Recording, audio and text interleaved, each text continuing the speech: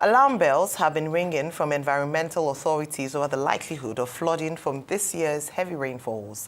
They are urging citizens to evacuate from floodplains and for public agencies to redouble their efforts in forestalling the disaster before it occurs. In this context, the National Emergency Management Agency has put a lot of states in the north on alert as the water levels of the River Niger rise menacingly upstream in the Republic of Benin. 3 states, Kebbi, Niger, and Kwara, have been identified to be at high risk because of their proximity to the Republic of Benin. Despite this, 9 other states and 25 locations are also in the vulnerability loop. The continuous rise of the water levels of the river will invariably result in the overflow of its banks and the submersion of coastal communities. In its wake would be mass deaths and the destruction of houses alongside other invaluable property. Joining us to discuss the looming danger of imminent flooding and what needs to be done is AVM Kenneth Iyamu, retired and environmental expert. Good morning and welcome to the morning show, AVM Iyamu. Good morning, Ayo. Good morning, Dr. Ruben Abati. And good morning, indefatigable Rufai. How are you? Morning, sir. Bless you, sir. Fine, sir. Well, AVM, thank you very much for joining us. Well, Now this problem of flooding is perennial. You see that we hear that Lagdo Dam is releasing water from Cameroon, and the lower plains in Nigeria get flooded because Nigeria has failed to play its own part.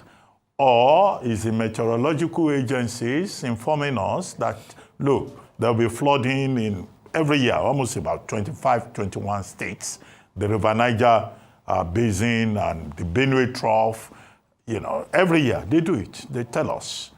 Or it will be the River Basin Development Authorities also warning the people that there will be flooding.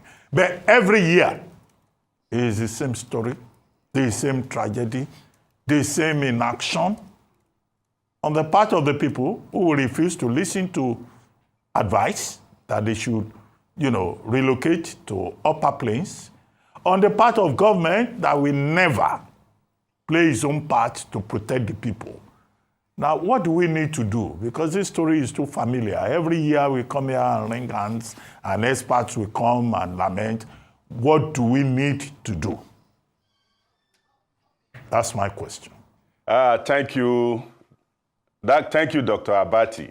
You see, a nation as a priority must identify reality. When you don't identify reality, you attract destruction. Well, the global warming and flooding is a universal phenomenon. So the universality all depends on the way you are doing everything you want to do. There is nothing like, I want to do it my own way. No.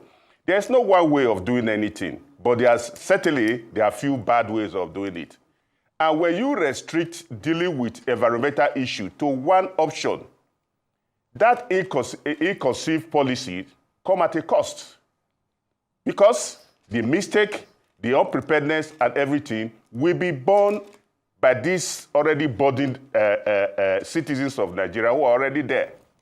There were 151 extreme weather conditions in 2024. And our own dear Meduguri incident featured prominently. Now, you see, the universality of anything should be creating a momentum of action now. It is not prediction. And not flood that look, well, it's a step in the right direction, just part of it. No, we have gone past there. We have gone past there. Now, you see, like World Economic Forum was warning us today, it has become an economic problem that you need to quickly index it.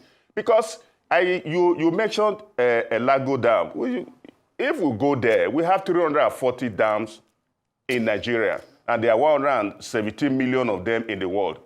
See, you must manage this flooding here very, very optimally, because dams help you to manage flooding. And the way we are now, we have so many of these dams as agricultural dams, which are not really of great use anyway. As we expect the Lago Dam release, which is going to be released, because the phenomenon now, last year we were talking of supercharged rain and everything. Now we are talking of cloud bursts. Cloud bursts. Now, Nigeria is now in the category of India, China, the US, and Colombia in terms of extreme weather. And what does that mean? Our dams will be threatened, and we are going to have more of disaster coming our own way. As for preparation, no, we are too routine and basic in our preparation. Let me see. Last year, for the last 2 years, policies must be very stable, must be very stable to be able to have the desired effect. Since 2023, we have had three Director Generals of National Climate Change Commission. 3 Director Generals. For God's sake, how do you want people to take us seriously like that? So the agencies that are there now have a lot on their table. They have a lot on their table in terms of preparation. Now, the cloud burst now is coming around here because you are having the low pressure wind between the western part of Africa and Cape Verde now. And that is very consequential. What is this? The state you just mentioned, Taraba, Adamawa, and all, they are all full of mountains. And this cloud burst, they are being influenced by mountains. What is a cloud burst? Cloud burst is where you have rain, 5 inches of rain falling in 1 hour. Now, it becomes very, very dangerous when it exceeds that 5 inches of rain, which is where we have gotten to in most part of Nigeria. So we need to be prepared. All right, thank you. So as part of this preparation, I recall that in 2023, the federal government had unfolded a national strategic plan for flood management in Nigeria, and this was following the 2022 devastating floods that took place. Now, following that, other interventions are the National Strategic Plan for Flood Prevention and Management, which was launched by the now Vice President Kashim Shettima. I'd like you to evaluate some of these interventions, because we often talk about being reactionary, but these funds, these plans were put in place to be more proactive. Has this worked? What has happened to these interventions that were put in place by the federal government? Before we go to the intervention, let's look at the sense of, let's enrich this discussion with a sense of history and context. You see the Ecological Fund, around 1982 when it came, reviewed 92 or thereabout. Now, from 1% to 2%. This is quite a lot of money that should be deployed in addressing this critical aspect of our lives. Don't forget, the universality of flooding is no longer restricted to any country. It is indexing the momentum of economy. It is indexing the momentum of security. It is indexing the momentum of diseases. And it is also indexing the momentum of social, because if you don't do that, the social life of the people is disrupted. Now, how does he affect them? You see, we are building IDP camps. The same flooding and all happened in Baltimore. The first problem of us addressing flooding, which we are yet to address, is the Constitution. Section 20 donated that power of dealing with flooding to the federal government. But if you see elsewhere, it's in the first schedule. It's in the local government. In Baltimore, when there was flooding, it was the state that was pronouncing emergency operations center. They created a state-sponsored tent, state-sponsored facilities that the people were going to move into. Look at the case of Mokwa. Okay. See, documents are very good. Okay. They are very, very, let me just land on this, Rufai. Yeah. Documents are very good. They are very sweet. But it is the operationalization. In Mokwa, you gave them, if that document was enforced, how was it? Mokwa should have been the first place for it to have been applied.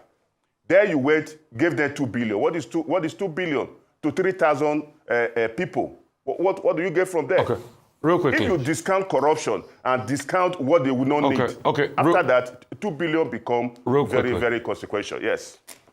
Out of all the dams we have in Nigeria, what's the assessment of the dams, the level? Which dams do you think are about to go burst? Which dams are in good condition or in semi-good condition? Can you just give us a percentage assessment, please, quickly as we wrap up? Rufai, I think I think that question should be best answered by the Minister of Water Resources. But what I just know is that, look, there is universality, like I told you, in managing dam. You see, dam is created for you to solve your electricity problem, to solve your agricultural problem, to solve your social problem and everything. And it has to be controlled. Okay. You see, I will take it that your laugh is very pregnant as regards the state of dam in the country. Thank you so much, AVM. Really appreciate you.